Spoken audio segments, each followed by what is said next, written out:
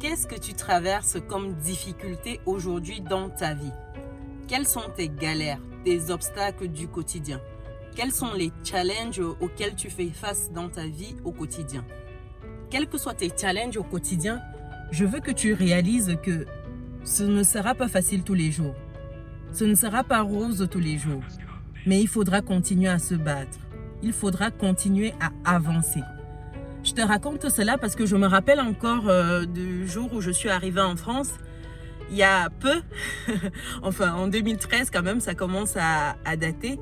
Et lorsque je suis arrivée, je n'avais même pas où loger. Je me suis retrouvée dans la rue à mon arrivée en France. Et ça a été une grosse claque que j'ai reçue de la vie.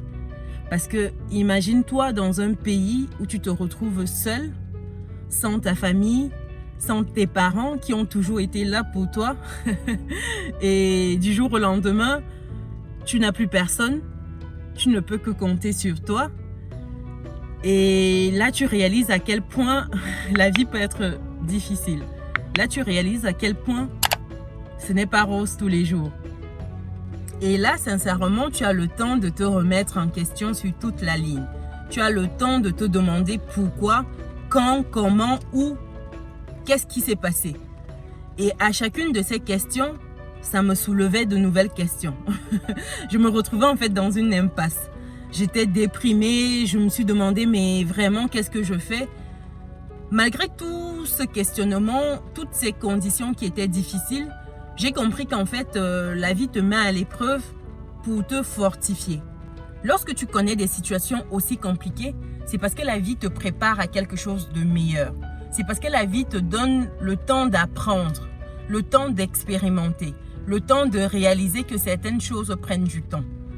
Et lorsque tu es face à ces situations-là, il ne faudrait pas que tu lâches l'affaire. Il faut garder la foi. C'est vrai que c'est difficile de se dire comment j'ai foi si je ne sais pas où dormir. Sachant qu'il y avait des jours où je ne savais même pas ce que je vais manger ou des jours où je finissais la journée sans manger quelque chose. Je finissais la journée en ayant bu de l'eau. Ça au moins c'était gratuit. Ah là là, franchement, c'est un épisode de ma vie où vraiment j'ai galéré. J'ai eu vraiment beaucoup de difficultés à poursuivre mon cursus académique au point où je me suis retrouvée à faire une césure.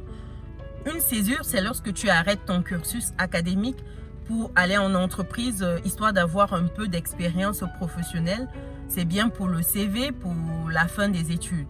Donc dans mon cas, la césure n'était pas dans le sens d'avoir de l'expérience. C'est vrai que ça a également été un plus, mais c'était vraiment beaucoup plus pour me faire des sous et pour me dégager un peu de temps pour davantage faire des jobs étudiants afin de pouvoir payer mes études.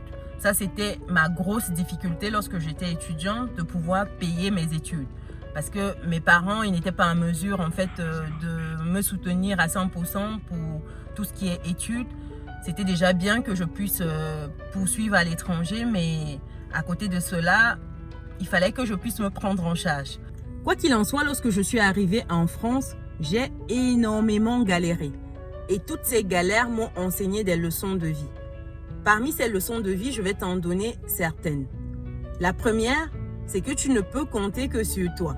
Oui, c'est difficile à entendre, mais tu ne peux compter que sur toi.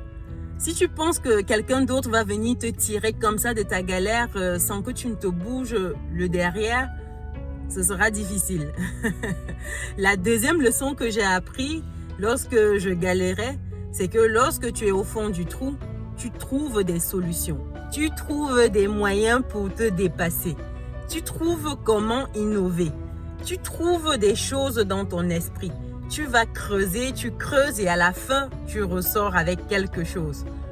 Tu deviens créatif, tu deviens un mec qui innove, tu deviens une nana qui innove. Que ce soit bon gré ou mal gré, tu innoves. Et ça te permet en fait de trouver des solutions à tes problèmes. La troisième leçon que la vie m'a enseignée dans ces moments de galère, c'est qu'il faut prendre le temps pour chacune des choses. Il faut être patient. Les choses ne se font pas du jour au lendemain comme ça, sur un claquement de doigts. Même lorsque tu es en train d'entreprendre, il faut un temps pour semer, il faut un temps pour récolter. Ça, c'est valable en toutes choses. La quatrième leçon, les amis, c'est qu'il y a deux catégories de personnes. La première catégorie, les personnes qui se trouvent des excuses. Et la deuxième catégorie, les personnes qui agissent. De quelle catégorie es-tu? Es-tu de la catégorie des personnes qui ont 1001 excuses au quotidien? Ah, c'est parce que si. C'est parce que mon père n'avait pas de quoi m'envoyer à l'école. C'est parce que ma mère n'a pas fait ci. C'est parce que mes frères sont comme ça. C'est parce que ma tante au village, c'est une... Je ne finis pas. C'est parce que mon oncle est. C'est parce que tel, c'est parce que tel. C'est parce que la vie n'a pas voulu. C'est parce que je me suis retrouvée seule. C'est parce que je suis. C'est parce que j'ai. C'est parce que. C'est une suite d'excuses au quotidien. Es-tu de cette catégorie de personnes-là? Ou es-tu de la catégorie de personnes qui agissent? Des personnes qui font les choses. Les personnes qui posent les steps. C'est important de poser les steps. C'est à toi de définir ta catégorie et de faire ce qu'il faut pour rester dans cette catégorie-là.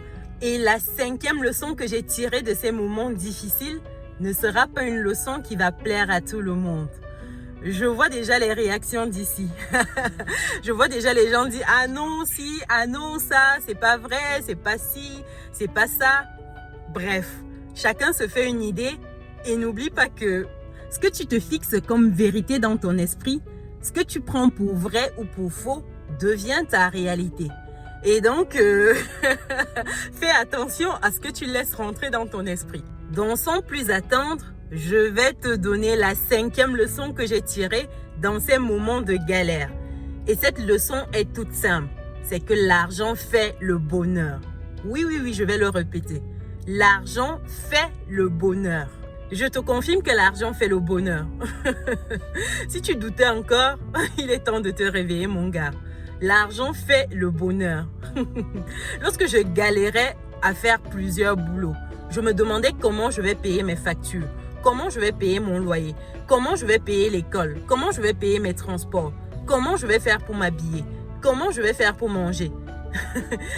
À ces moments-là, tu penses que si j'avais les sous, je serais en train de réfléchir comme ça? Ah non, hein. Et puis à ces moments-là, tu penses que si quelqu'un s'était pointé devant moi pour me dire que l'argent ne fait pas le bonheur, ah ben, je pense que j'aurais peut-être fait la prison. Parce que la personne se serait retrouvée à l'hôpital. Ah non, mais sérieusement, il faut arrêter les bêtises. Sérieusement, il faut arrêter les bêtises. Il faut se dire les vérités. Si l'argent ne faisait pas le bonheur, tu peux me dire pourquoi tu te bats autant pour aller bosser, sachant que tu n'aimes même pas ton boulot, tu n'aimes pas ton patron. Toute la journée, tu es en train de typer. Ah.